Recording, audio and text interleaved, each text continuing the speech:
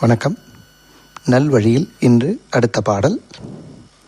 தலைப்பு உலக அற்புதங்கள். தண்ணீர் நில நலத்தால் தக்கோர் குணம் கொடையால் கண்ணீர்மை மாறா கருணையால் பெண்ணீர்மை கற்பழியா ஆற்றால் கடல் சூழ்ந்த வையகத்துள் அற்புதமாம் என்றே அறி. பொருள்: தண்ணீர் அது ஊறி வருகிற நிலத்தின் தன்மைக்கு ஏற்ப அதோட சுவை இருக்கும். அது எந்த நிலத்திலேருந்து ஊறி வெளியே வருதோ அந்த தன்மையில் அதோட சுவை இருக்கும்.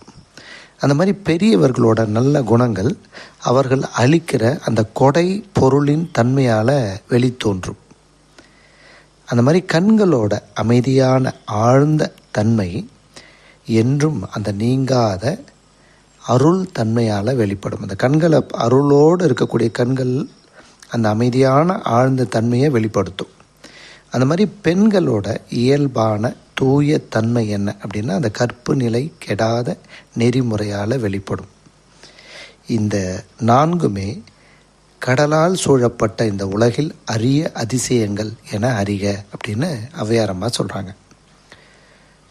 தண்ணீர் அது ஊறி வருகிற நிலத்தோட தன்மைக்கு ஏற்ப சுவையாக இருக்கும். பெரியவர்கள் அவங்க கொடுக்கிற கொடை பொருள்களோட தன்மையால் அவங்களுடைய நல்ல குணங்கள் வெளிப்படும். கண்களில் அருள் தன்மை அமைதியான ஆழ்ந்த தன்மை வெளிப்படும்.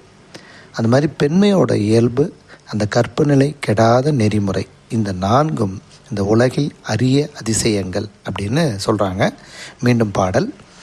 தண்ணீர் நில நலத்தால் தக்கோர் குணம் கொடையால் கண்ணீர்மை மாறா கருணையால் பெண்ணீர்மை கற்பழியா ஆற்றலால் கடல் சூழ்ந்த வையகத்துள் அற்புதமாம் என்றே அறி. அடுத்த பாடலில் நம்ம மீண்டும் சந்திக்கலாம். வாழ்க.